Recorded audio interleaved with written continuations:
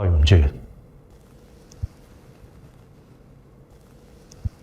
我作為校長應該要以身作則，無論任何嘅情況都要保持冷靜同埋克制。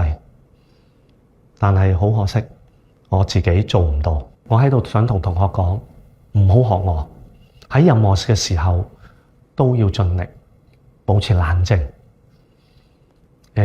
用一啲理性嘅方式去解決，以我為戒，唔好因一時嘅衝動講出一啲令自己日後會好後悔嘅說話，向全港嘅市民、新加坡各界嘅人士致以衷心嘅致歉。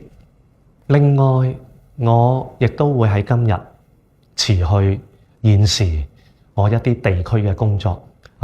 我再一次同大家講聲對唔住，真係好對唔住大家。